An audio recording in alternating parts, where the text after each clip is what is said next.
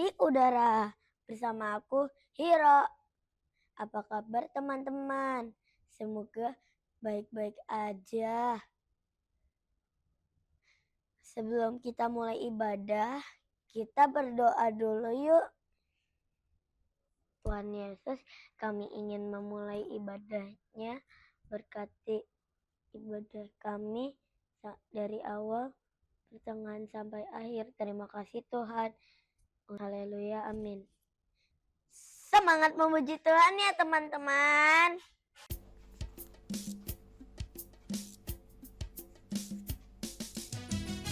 Teman-teman, kita naikkan pujian ini bersama-sama ya, dengan semangat.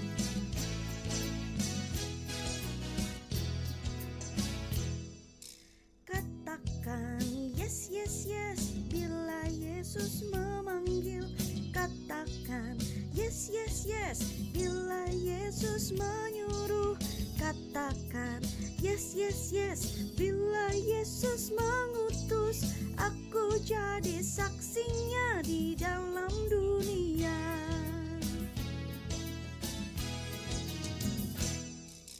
Katakan no, no, no, bila iblis memanggil. Katakan no, no, no, bila iblis menyuruh. Katakan no, no, no, bila iblis menggoda. Di dalam nama Yesus iblis dikalahkan. Haleluya, puji Tuhan. Shalom teman-teman, kita semangat memuji Tuhan ya. Yuk nyanyi lagu ini sama-sama.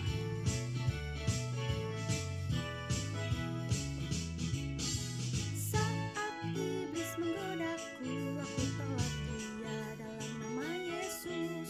Saat iblis merayuku, lalu ku berdoa dalam nama Yesus. Ku kuat karena kasih-Nya, firman-Nya teguhkanku. Ku berdiri sebagai pemenang. Aku berani tak berbeda. Ku kuat karena kasih-Nya, firman-Nya teguhkanku. Ku berdiri sebagai pemenang. Aku berani tak berbeda. Puji Tuhan.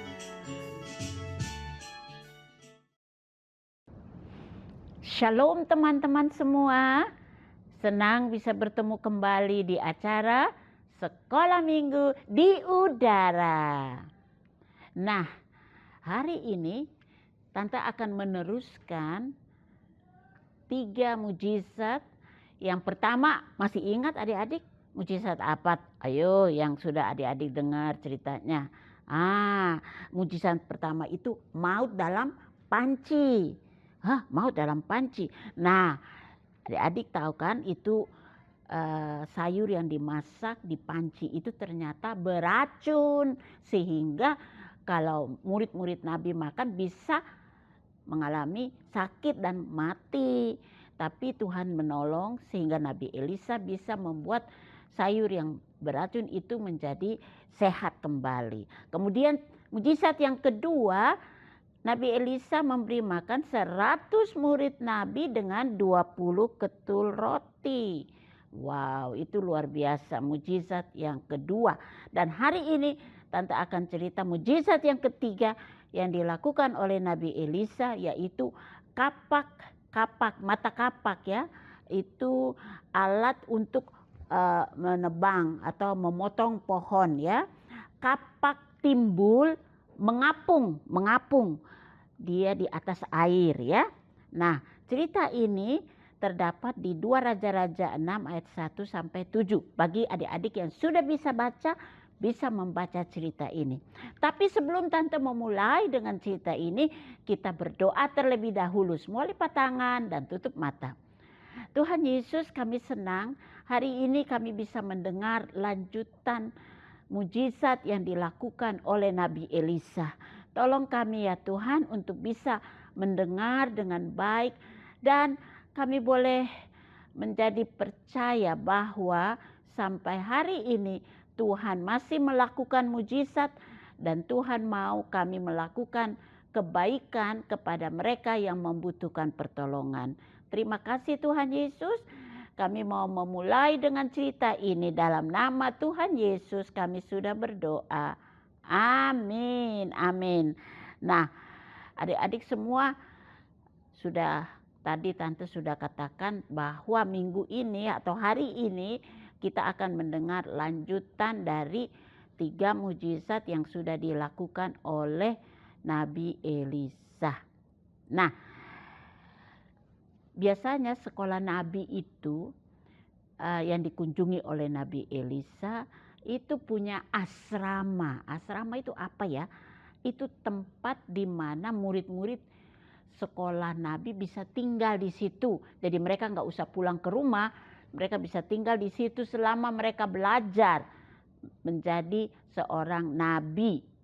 Nah, jadi asrama itu harus cukup besar karena kalau murid-murid nabi itu cukup banyak, ya asrama itu harus besar. Nah, karena banyak murid yang mendaftar, jadi asrama itu jadi sempit. Kamar-kamar tidurnya jadi sempit, meja-mejanya kurang, kursinya kurang, ya. Nah, yang biasanya satu kamar itu hanya bisa untuk 4 murid, sekarang harus diisi 6 murid atau 8 murid. Wah, jadi berdesak-desakan ya, sempit-sempit. Nggak enak, sulit tidur dengan enak. Jadi waktu Nabi Elisa datang mengunjungi sekolah Nabi itu, para murid Nabi mengeluh kepada Nabi Elisa. Mereka mengatakan kepada Nabi Elisa, "Pak Elisa, kamar kita sudah tidak muat lagi. Kelas kita juga meja kursinya sudah berkurang karena ada banyak murid yang sudah mendaftar. Jadi kita perlu tambahan ruangan, tambahan tempat tidur, tambahan meja dan kursi. Jadi kita mau pergi ke tepi Sungai Yordan karena di situ ada banyak tumbuh pohon-pohon yang bisa mereka tebang atau potong untuk dijadikan tiang rumah atau buat meja, kursi atau tempat tidur. Tapi kita nggak mau pergi sendiri. Ayo Pak Elisa ikut dengan kita ya."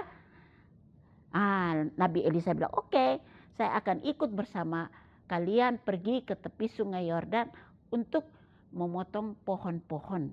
Jadi mereka jalan sampai ke tepi Sungai Yordan.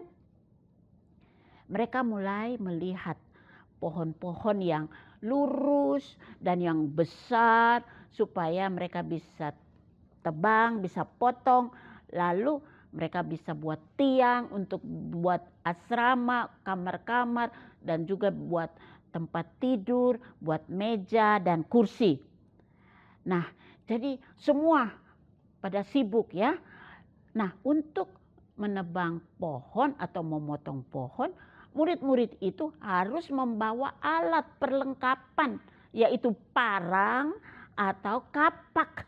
Kapak itu ya nanti ya bisa lihat di gambar yang nanti ditunjukkan. Nah, ada beberapa murid yang punya parang, ada yang punya kapak, tapi juga ada yang tidak punya. Jadi mereka harus pinjam dari tetangga. Tapi semua sudah membawa peralatannya dan mereka menuju ke tepi Sungai Yordan. Lalu mereka sedang asyik tebang pohon, tak tak tak tak tak tak. Ada yang pohon yang rebah ke tanah, lalu mereka ambil, bersihkan dan sebagainya. Tapi sementara mereka asik memotong pohon-pohon itu, tiba-tiba salah satu mata kapak dari salah seorang murid Nabi terlempar dari pegangannya dan masuk ke dalam sungai Yordan yang cukup dalam. Wah, murid tersebut langsung berteriak, "Oh Tuanku Elisa, mata kapak saya terlepas dan sekarang tenggelam di sungai Yordan yang dalam. Saya nggak bisa mengambilnya. Aduh, mata kapak itu barang pinjaman. Sekarang sudah tenggelam di sungai Yordan yang dalam."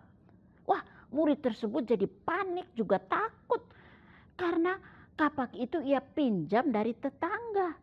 Nah, Tante mau tanya, kalau adik-adik ada di tempat murid yang mata kapaknya tenggelam di sungai Yordan, bagaimana perasaan adik-adik? Ayo.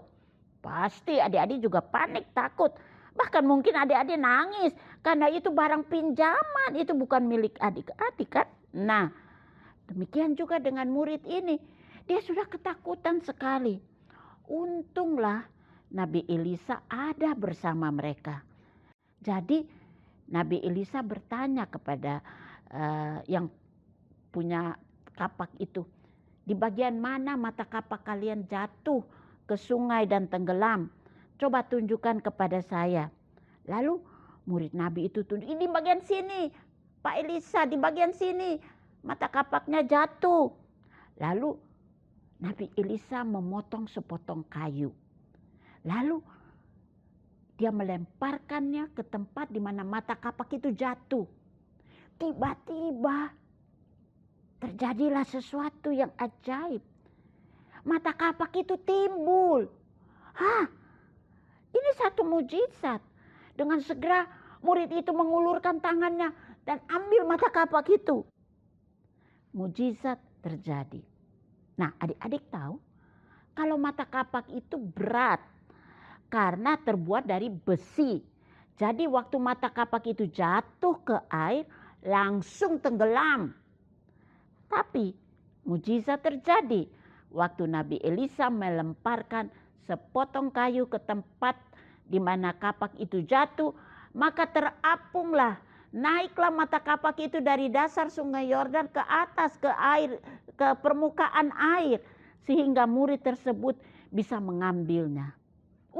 Murid tersebut sangat berterima kasih kepada Nabi Elisa. "Terima kasih Pak Elisa, sekarang saya sudah menemukan mata kapak ini."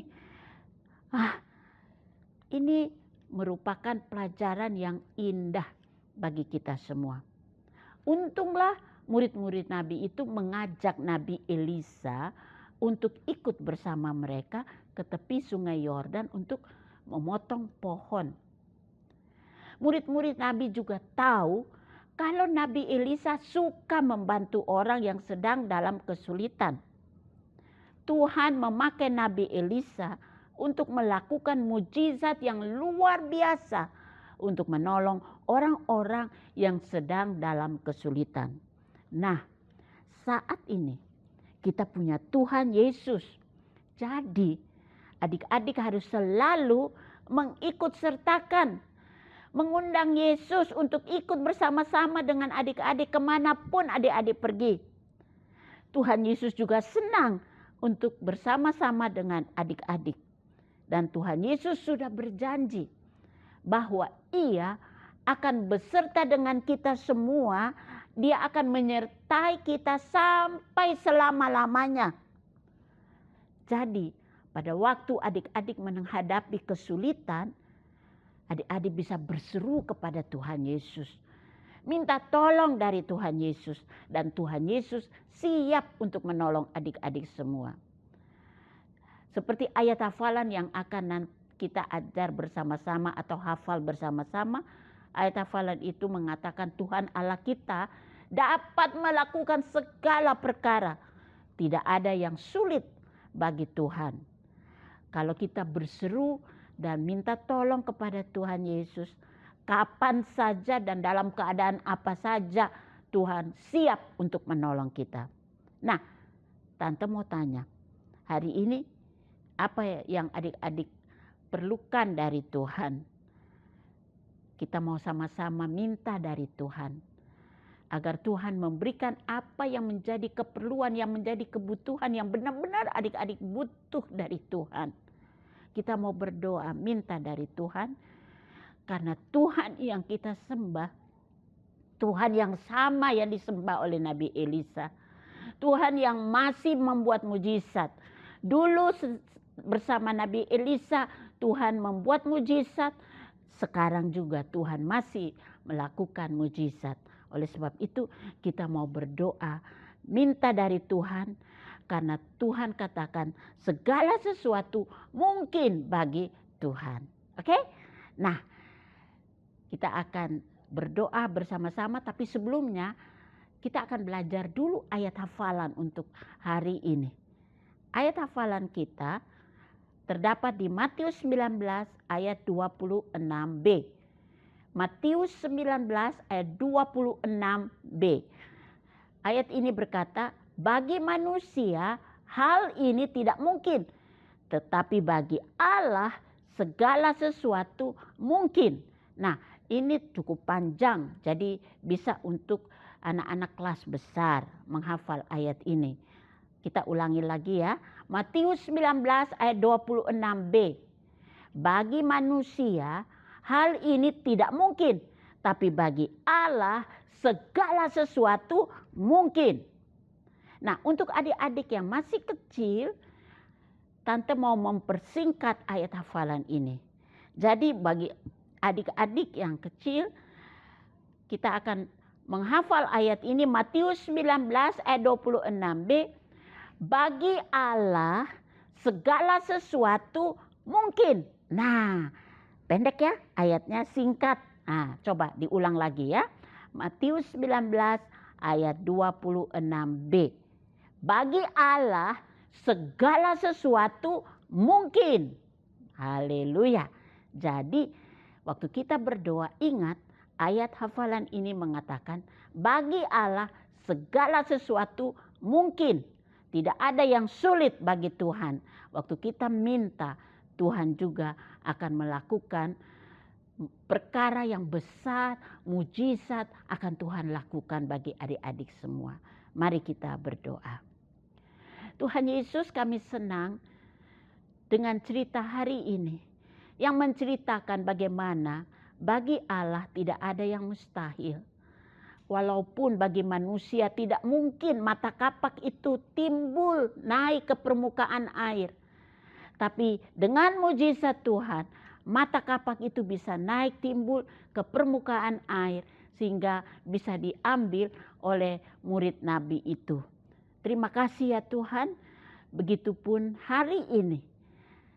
Mungkin ada di antara adik-adik yang membutuhkan pertolongan dari Tuhan. Engkau tahu masing-masing dengan kebutuhan mereka.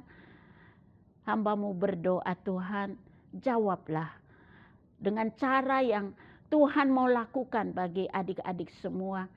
Nyatakan mujizat-Mu bahwa Engkau berkuasa melakukan segala perkara. Terima kasih ya Tuhan, kami senang karena kami punya Tuhan yang besar yang sanggup melakukan segala perkara. Kami serahkan doa kami ke dalam tangan Tuhan yang Maha Kuasa. Dalam nama Tuhan Yesus kami sudah berdoa. Haleluya. Amin. Nah, jadi ingat ayat hafalan kita, bagi Allah segala sesuatu mungkin. Oke, happy Sunday. God bless you. Bye-bye.